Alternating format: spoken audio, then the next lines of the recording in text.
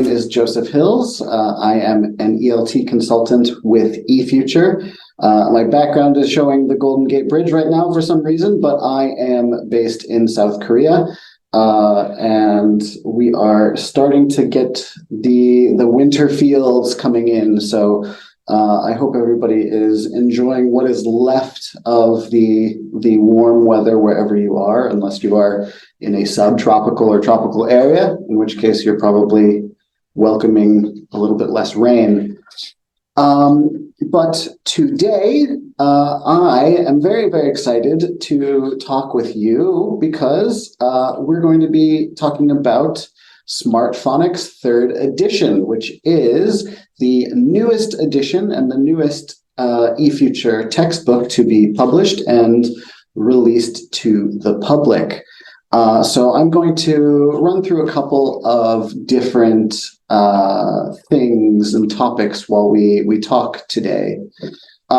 So because Smart Phonics is one of our most popular series and titles at eFuture, I'll give just a very brief background and history to the series, and I will talk about the eFuture phonics system, and some of the components and methodology, some of the developments, new features, and then we'll kind of look at a run through of what Smart Phonics 3rd edition looks like.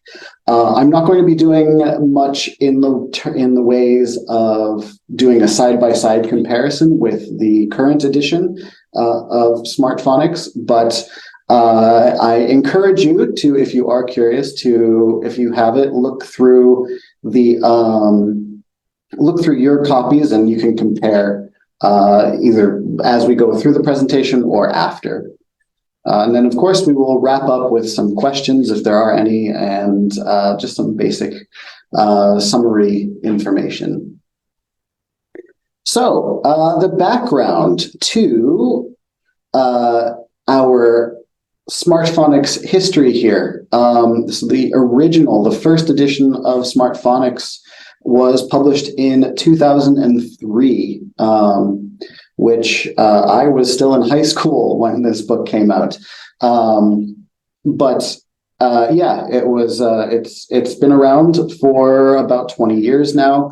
And we introduced our 2nd edition in around 2012, where it quickly became one of our most popular titles. People love this book and this series, and so it's been given the Brand Loyalty Award for primary English education books. So we're very, very proud of Smart Phonics, and we haven't actually updated a version, haven't created an updated edition for Smart Phonics because of the popularity of the 2nd edition. And we've actually had people tell us that they didn't want a new edition of the book because they love the current edition so much. But for those of you that do love the 2nd edition, I want to reassure you, the new edition, the 3rd edition here is, it's very much the same in terms of content. The content has not changed. The quality has not changed, but we have updated a few things and we've added some new features. So the 3rd edition is all about addition to what has already been such a great series. And you'll notice that with the 3rd edition cover there, we have a similar theme. So the characters are the same. We still have our dog with headphones for the Smart Phonics 1 cover, but instead of clay, like we had in the 2nd edition, we are using paper characters this time. So the paper theme will be present on the covers.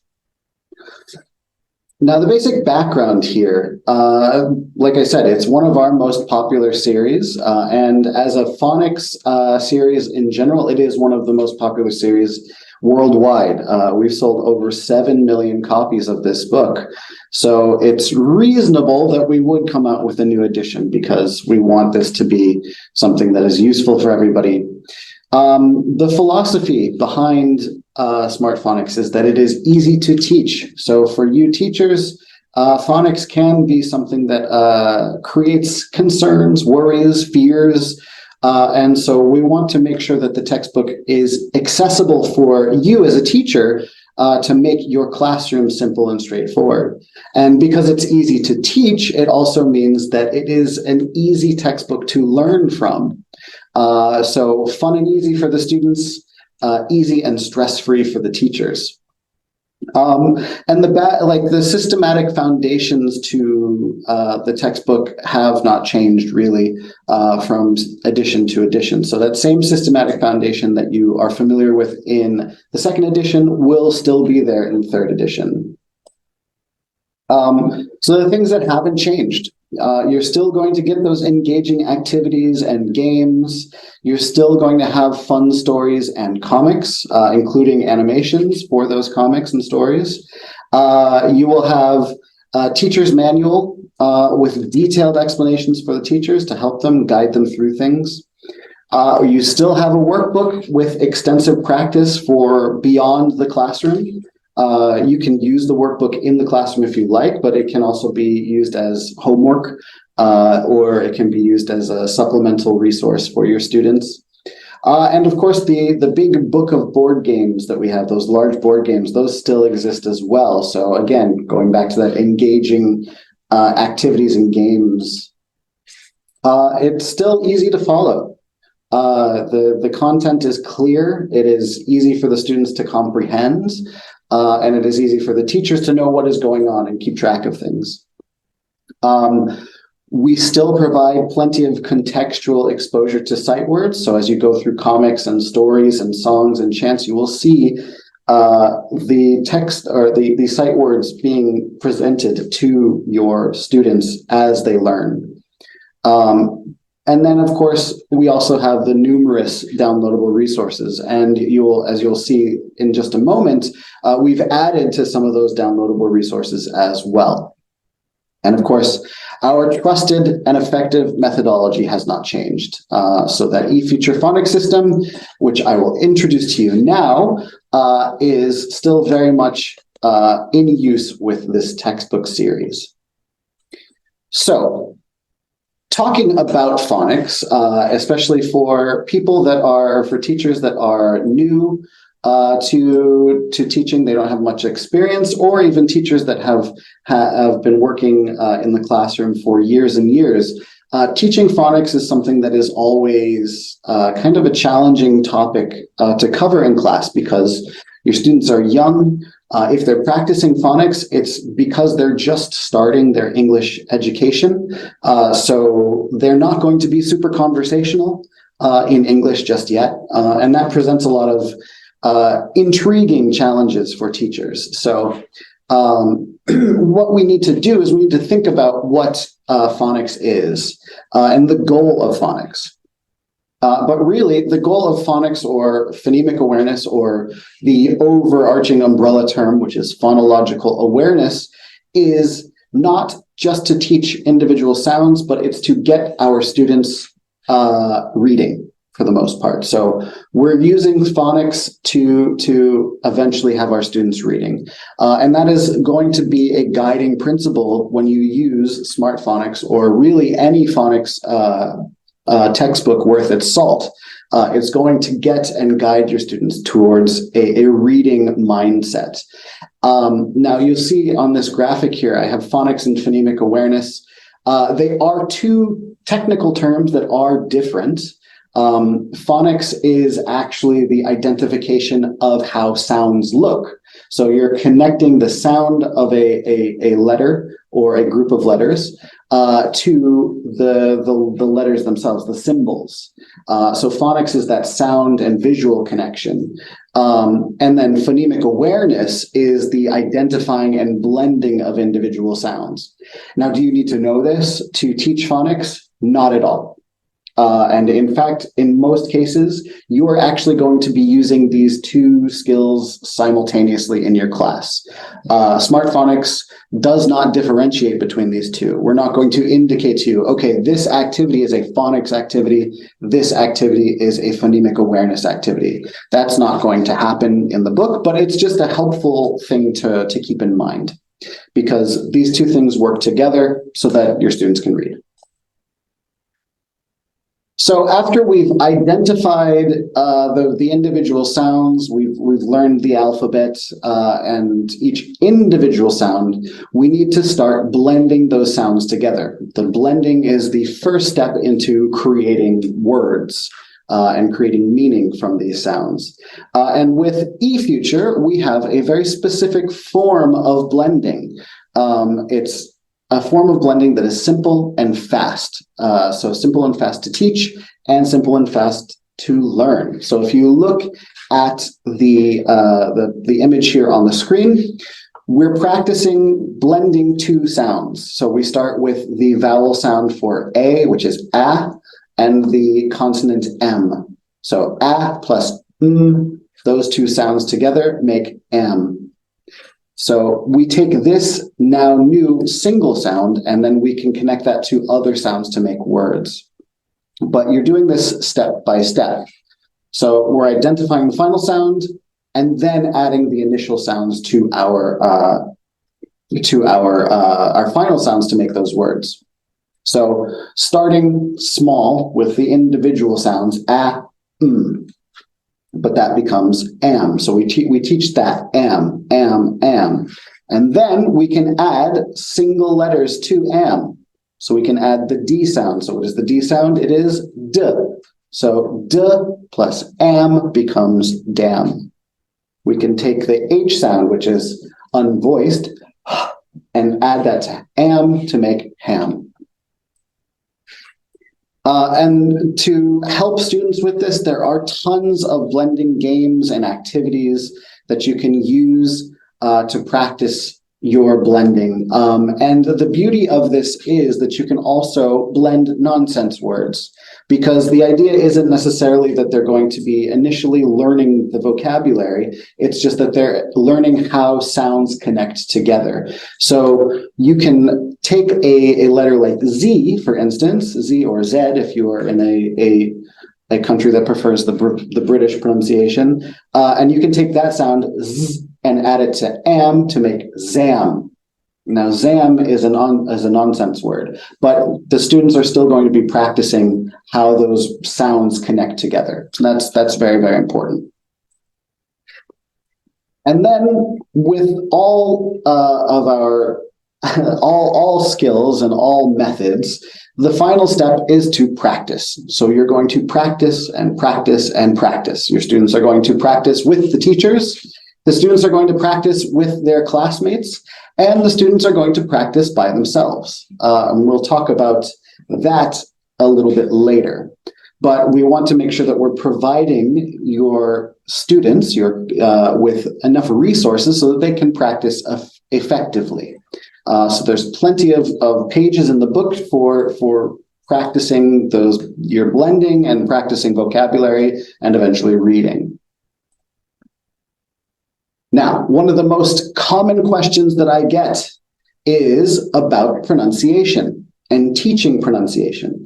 And there's a lot of concern about pronunciation, which I understand, because when we speak or we want to be able to be understood, right? And I don't want to spend too much time on this, but what I will say is that pronunciation is, if that is the focus of your phonics class, your phonics lesson, I would consider pivoting away from a strong emphasis on pronunciation. Don't ignore pronunciation altogether, but it is something to think of. But the reason I say to pivot away from it is because of this question. What is standard English pronunciation? And this is a very, very big and complex question, and I'll tell you why. So in this map of the United States, when we talk about pronunciation in the United States alone, there are at least 24 different English dialects. And each dialect has a specific pronunciation, and there are subtle changes and differences sometimes, or there are dramatic changes and differences in pronunciation. Which one is correct or more correct? Well, the answer to that is that they're all correct. They're all forms of English. And if we take this out even further and look at the world, there are over 160 different dialects of English. And so we cannot necessarily say that one dialect is better than another or is more correct than another. The way I speak versus the way somebody from London would speak is going to be very, very different, but they're no less correct. One is no more correct than the other. So things to think about there. The other thing to think about is that most of you here right now are probably non-native English speakers. You have another primary language that you use. And the truth of the matter is there are more non-native English speakers in the world than there are native speakers in the world. And because of this, non-native English speakers are also influencing and changing English dialects and pronunciation. So talking about and trying to teach correct pronunciation isn't necessarily something that your students need to know. What we can do is focus on production. So it's production, not perfection. So the things that we should be doing, focus on recognition, focus on consistency, focus on practice, and focus on production. So speaking. Obviously, there are certain things that we need to focus on. So if they're using the wrong form of the double O sound to pronounce a word, that is something that we can correct and work with. But what I want to see in my students is that they're using the same kind of phonics structures consistently. So if they're saying or pronouncing one thing one way, I would hope that they're doing that consistently. So focus on that consistency and practice with it. But do not focus on being perfect. There's no way to be perfect in terms of the way we speak. Also, don't focus on sounding like someone else. I encourage my students not to try and copy me exactly. They can focus on pronouncing the words and getting comfortable with the words. But if you try to mimic somebody, it's not going to be as effective or as helpful. And then, of course, I tell teachers this all the time. Don't get overly concerned with mouth and tongue positions. Teaching these things to students is just going to overwhelm them and confuse them further. When I think about hearing a word, I don't think, oh, where is this person's tongue? Where is their mouth? Are they using the back of their throat versus the front of their mouth? These things I don't care about. I want to communicate with you. I want to have a conversation. And in doing that, I'm not thinking about where the words are positioned in your mouth. So you shouldn't be worrying about that either in class. It can be a helpful guide if you need to practice a sound, but it's not something that needs to be emphasized in class. So that being said, using this system and keeping these things in mind, let's look at the books and what is new, what's good, and then what we can do with these books. So you can see here we have our 5 books. That hasn't changed. We're still using 5 books. They all follow the same format as the second edition books, where book 1 is single letters, book 2 is short vowels, book 3 is long vowels, book 4 are double letter consonants, and then book 5 deals with double letter vowels. So that structure has not changed. And you can see how it compares to the other eFuture phonics books that we have. And then this is, of course, how sounds are introduced in the Smart Phonics series.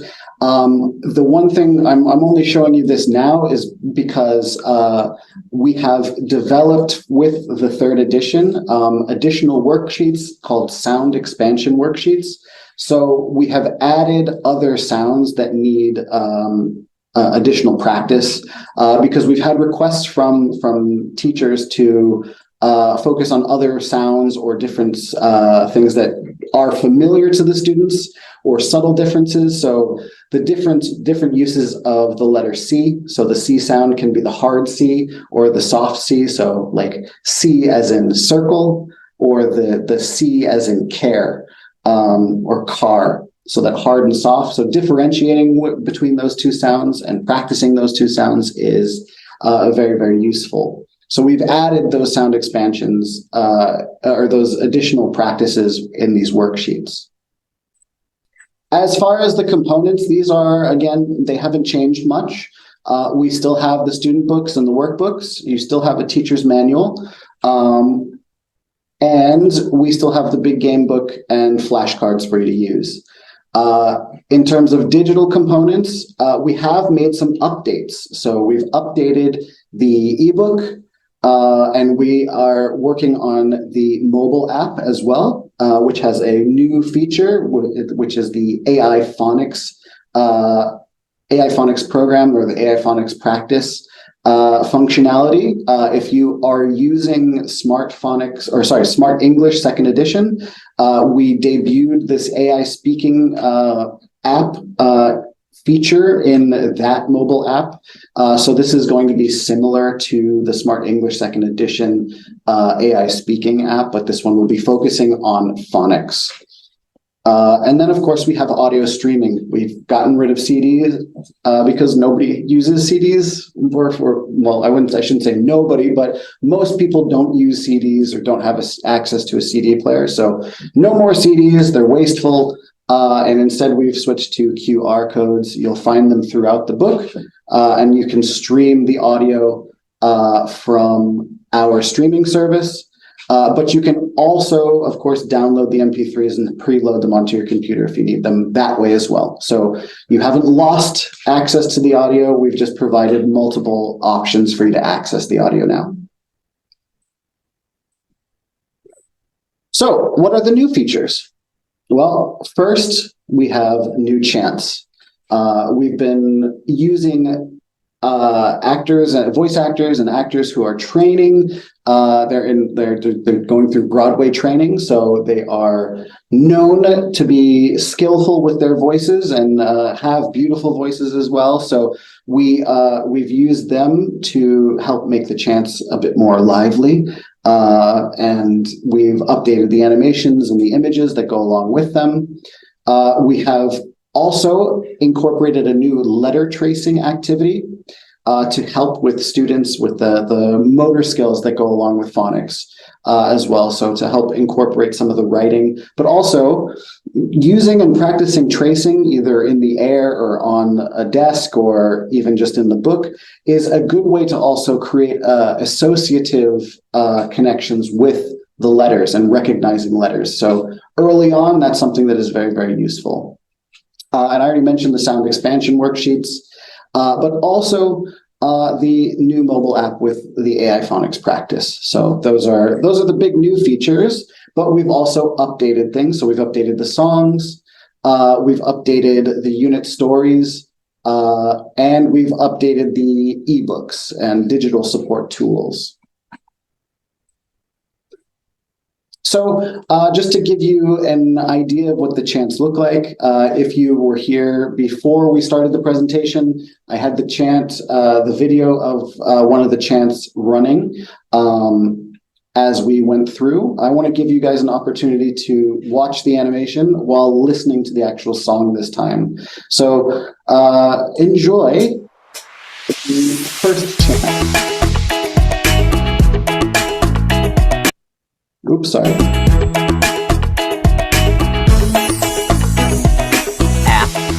Apple. Book. Cat. Apple. Book. Cat.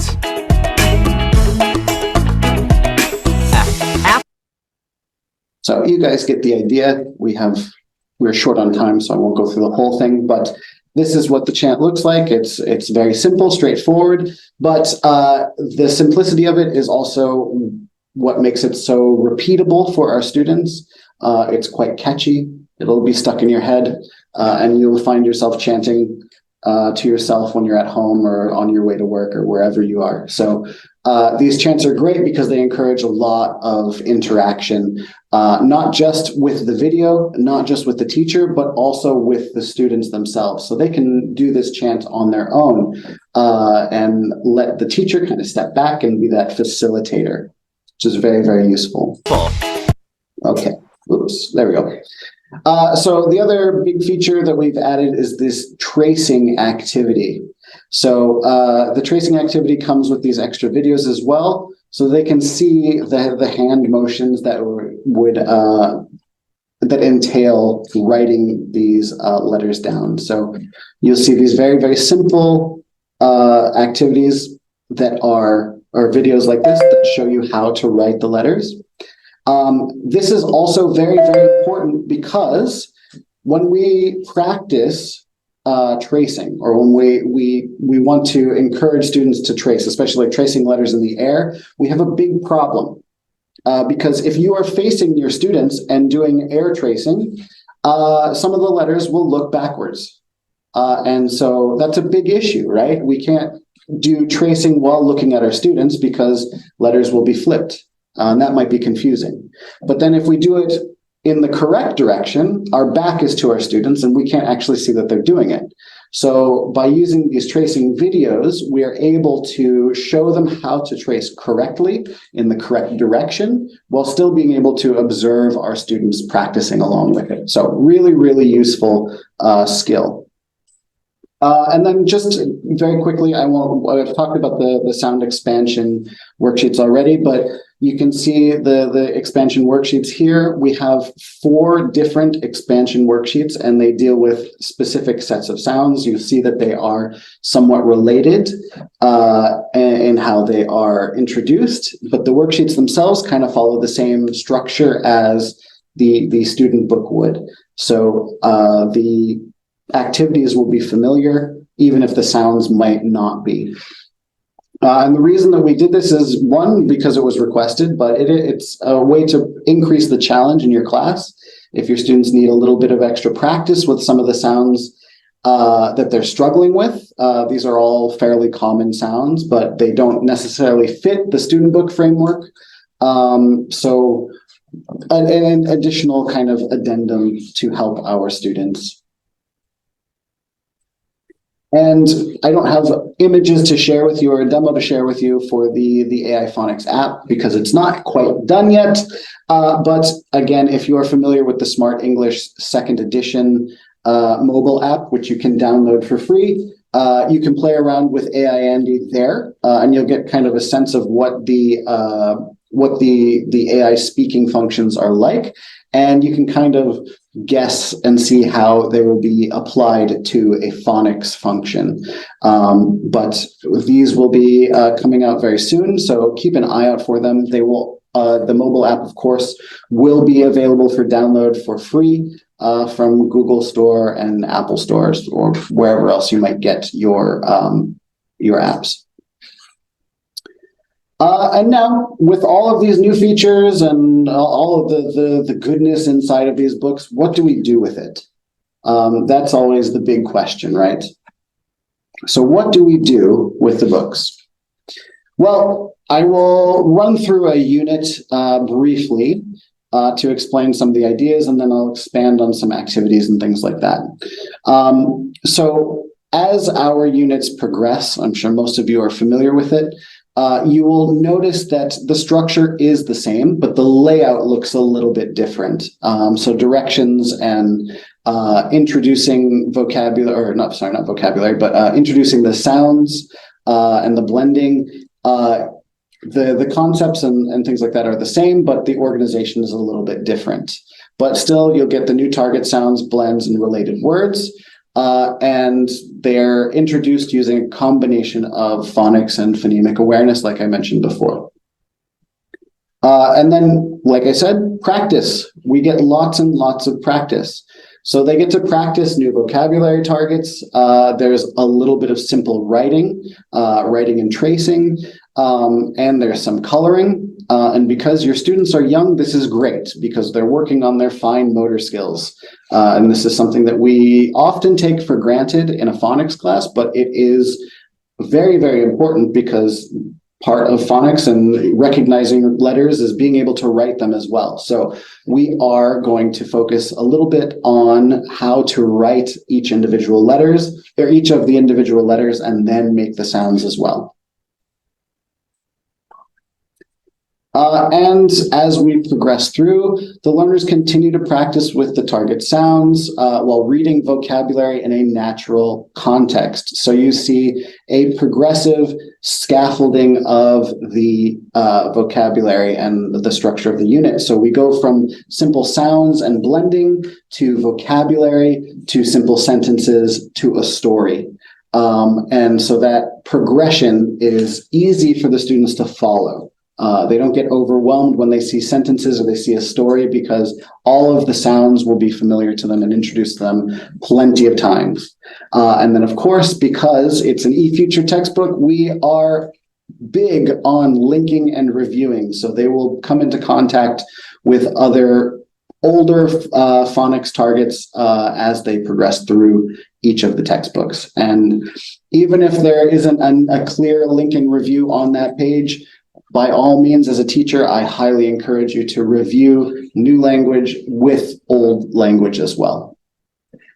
And this is also a way for you to get a quick snapshot of how the stories have been redesigned in terms of their illustrations. They're bigger, brighter, very vibrant, very, very engaging, which can be used and applied for activities and games later.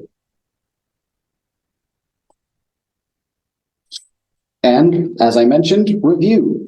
So we have the review units as well. There are simple activities that go along with reading and listening, but you can still incorporate a lot of speaking. And obviously, if there's listening, there's going to be speaking. And then even a little bit of writing that you can incorporate. But reading is our big, big focus with phonics. So we kind of sum things up with these comic stories, which you will probably be familiar with. But these comics are great because you have the pictures to provide context. You have the sight words being introduced in context as well. And all of the other vocabulary targets that they practiced they're being exposed to as well. So these comics, they're fun, they're engaging, and there's a lot of useful information, practical information there. And then, of course, the songs. So we updated the songs. So I'll give you a quick preview. I won't play the whole thing because of time, but take a look at the animations, the updated animations and music for these songs.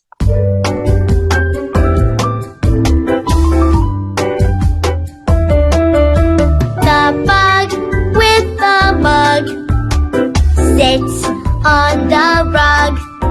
The fox with the nut sits in the hut. So just a simple preview. Again, the animations are pretty straightforward and simple. There's not a lot of movement and things like that, but there's enough to catch the students' attention. And the singers are wonderful. They're Broadway trained. So the songs are going to be catchy and earwormy for you as well. Okay, so that's a very quick nuts and bolts run through of what each of those pages contains within a textbook, a simple unit review. But how do we use all of that information? Some of you are probably familiar with this function. Or with this method, but the PPP method, the presentation, practice, produce method. Another way to remember it, I often will say this instead of presentation, practice, and produce is I do, we do, you do. So that presentation or I do version or section of the lesson is where the teacher introduces and explains new language targets and ideas. And then the teacher also is assessing what students already know. So that you're warming up your students and getting them ready to go with their lessons. So assessment is still very, very important, but it's informal. It's informal assessment. Again, we're dealing with young students. We don't want to put too much pressure on them. So formal assessments may not necessarily be the best use of our time in a phonics class, but we can still passively assess our students, remembering what they do know, what they're excelling at, what they're struggling with, keep these things in mind as you go through. And then for me, I think of and envision the practice phase of a lesson as 3 parts. There's the teacher-student practice, then the student-student-teacher practice, and then the student-student practice. Now, what you may notice with that is that the role of the teacher changes throughout these 3 practices. So in the first practice, the teacher is still very much leading, and the students are following the teacher. But then within practice 2, the students are starting to take charge of the practice that they're doing, with the teacher there to assist them and guide them. And then in practice 3, the students are working more or less independently, with the teacher being a facilitator, where again, they are able to assess their students and how well they're working with the things, what they're struggling with, and provide targeted assistance. With classes that are really, really big, this can be quite challenging to do, right? So if you have 20 to 40 students in a classroom, individual attention is not going to happen all the time, and it's not going to be equally distributed within one class.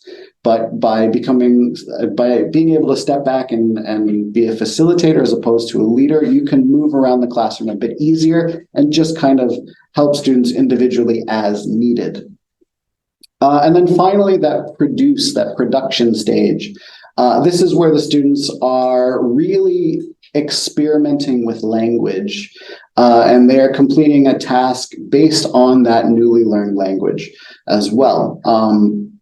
So things that you can kind of think of, like students are reading a story independently, that can be a part of that production stage, and they're working with something there. There are long form activities that you can do with this. If you are short of time, though, that third practice can also be your production phase as well. They're quite similar. And then, of course, comprehensible input is very, very important. I'm not going to go into great detail about this, but the main takeaway is if your students aren't understanding what is being given to them, they're not going to be able to produce much. So make sure that all of your targets, your activities are things that the students can understand. That includes the directions that you give.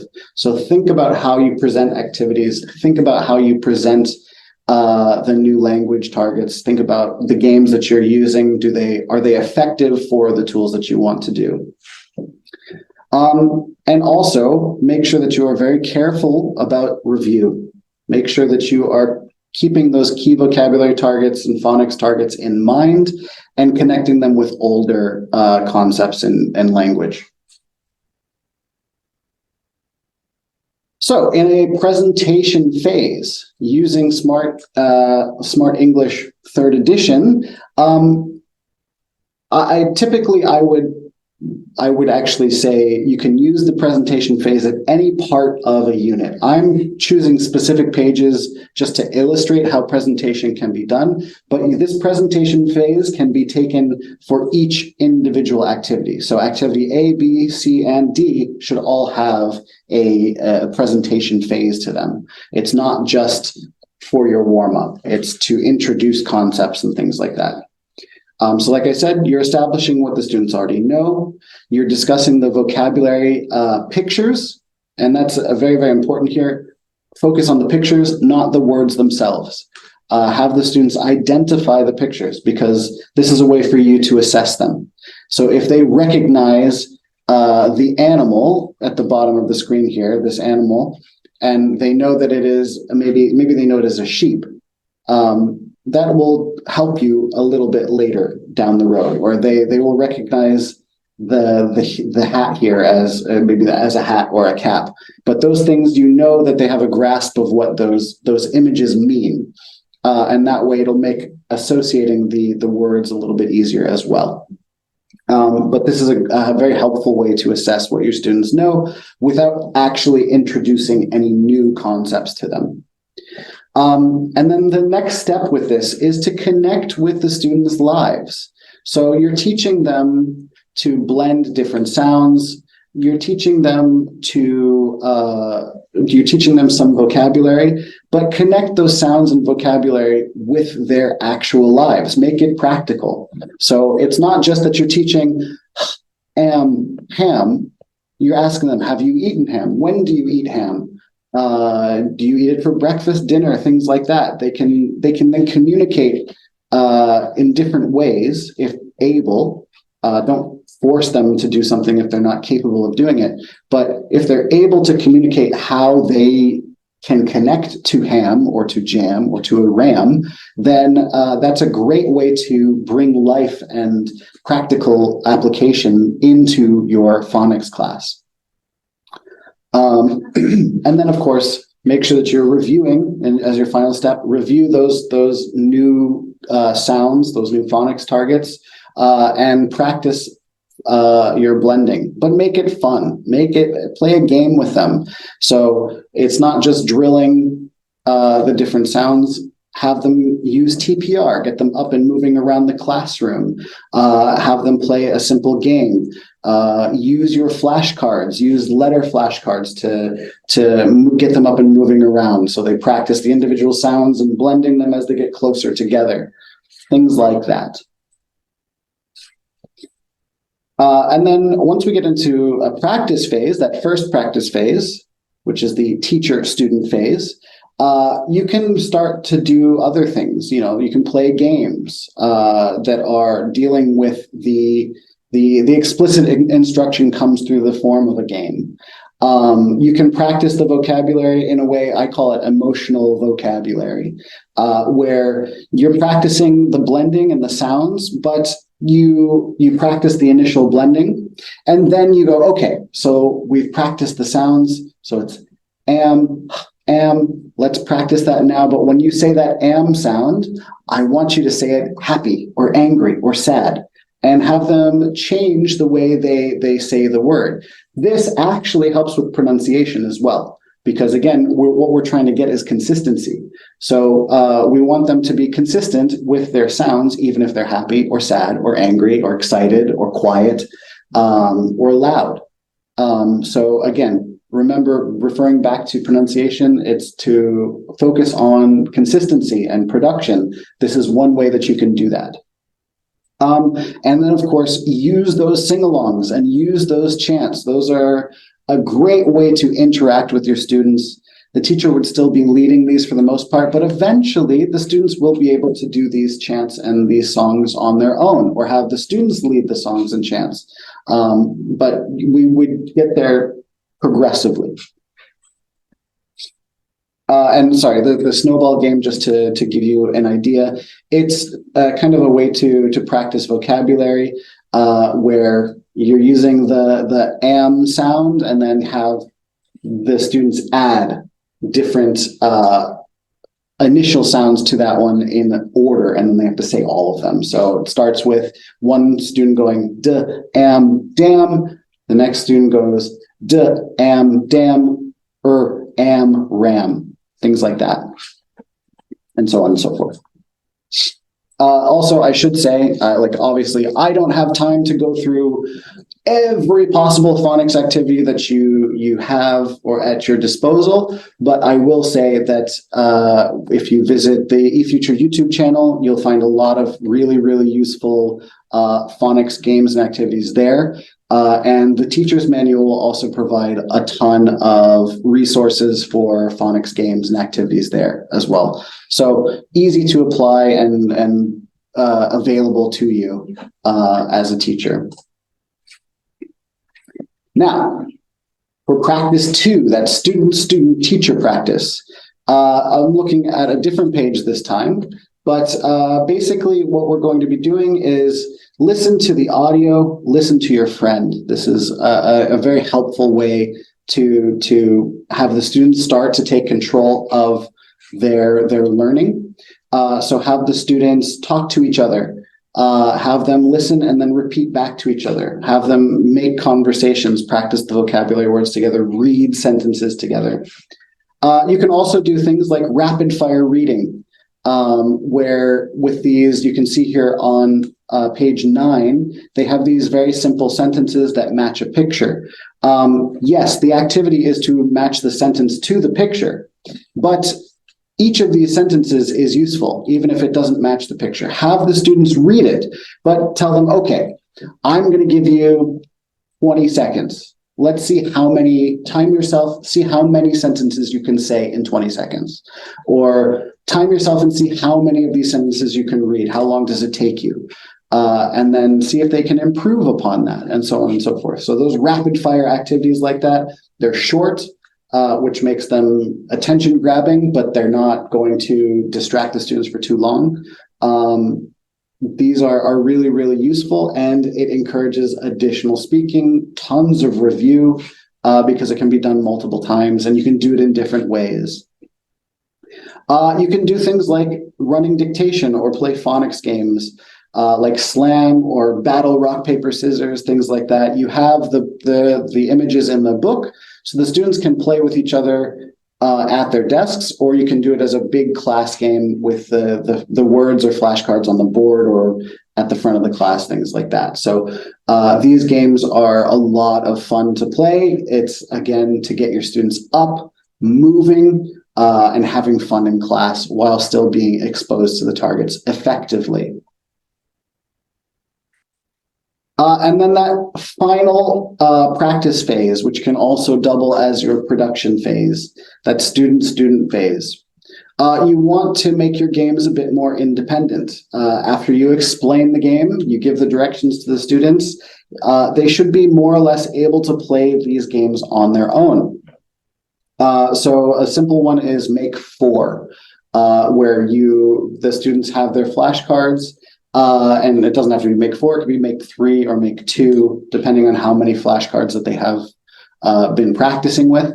But they draw cards one by one, and they align them into groups, and they try to make a group of 4 cards or a group of 3 cards, whatever it is, so that the students can see the connections and see the similarities as well. So they're still practicing, there's a lot of speaking, but the students are working with each other because it's a competitive game. And yeah, flashcard stories. So the students are given these stories in the books, and they should be reading them multiple times. I always tell my teachers, if you are doing a reading activity, even a simple phonics reading activity like this, the students should be reading a minimum of 3 times. The first time with the teacher or listening to the teacher, the second time reading with the teacher, and then the third is more independent. But one thing that you can really do that helps incorporate some older language targets or additional practice is take a story, take the current story, or even using a past story, and tell them to change the vocabulary. So with, for example, I have these 3 flashcards here. It's man, can, and lap. And I would tell my students, okay, you have these flashcards. Use them to change the story. Very, very simple because they are familiar with these language targets, but they are also able to have fun with it. It doesn't have to make sense, but if they are able to make a coherent story out of the flashcards, that's even better. But all the information they have at their disposal. So they can, instead of saying the ram has a cap, you can say the man has a can, something like that. So the simple using the flashcards to create a new story is really, really useful. You can also do this in terms of presentations where you give them a form, a blank form of the story, and then they can cut out their flashcards and tape them in, or they can hold up flashcards and read their story that way, but they can make a presentation or a performance out of it. Also, students can read a story, and one group reads the story, another group acts out what is being read. So you're practicing speaking, but you're also practicing listening, and at the same time, they're getting up, they're moving around. Lots of options for that. And then that production stage, this is an opportunity for your students to really experiment.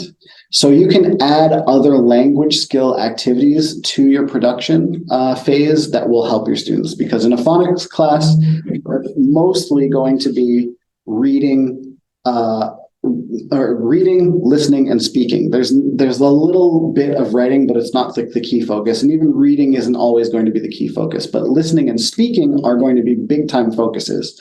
But if you want to incorporate a little bit more reading or a little bit more writing, the production stage is a great way for the students to do this in a natural way. Using long form activities, kind of like the story activity that I shared just a moment ago. You can do that, and you can have them make a comic using their flashcards. They can draw their own story, things like that, but then they're still producing some sort of language as well.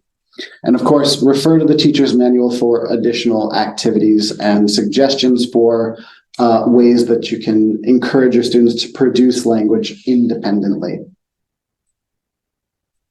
Now, since we are just about done, I want to make sure that I have enough time for questions. Some simple things just to remember. These are applicable to not just a phonics class, but to any class really, that when you're dealing with young learners, keep your activities short. The activities in Smart Phonics are designed to be semi-brief, but repeatable. So that you're exposing them to a small set of language targets, but you are doing so in a way that they can continually use them. And so each individual activity is going to be relatively brief, but you're adding extra games and activities that expose them to those language targets consistently and regularly. But each individual activity should be short. And the reason we do this is because we need to keep our young learners attentive, and their attention spans are short, and they get shorter every year. So that's really, really important. But also remember, end activities early, especially your games, because if you end them before the students are ready for them to end, they're going to want to play them again. So that's something really, really important to think of. And finally, put the act into activities. Get your students moving. Combine movement and speech to reinforce language targets. This is really, really important. With phonics especially, you can add things like TPR to practice the vocabulary, or even individual sounds. And you can practice sounds while moving around the classroom. So there are many, many ways to get action mixed in with your language activities. Your students shouldn't be sitting for 30 minutes, 40 minutes, 45 minutes, however long your classes are. Get them up, get them moving around, channel their energy in productive ways. And here is our contact information. You can contact me if you have questions. You can contact our main email address. You can call us. You can use Instagram, Facebook, YouTube, all of those things for your assistance. Thank you very, very much, and I will see you next time. Thank you. Bye.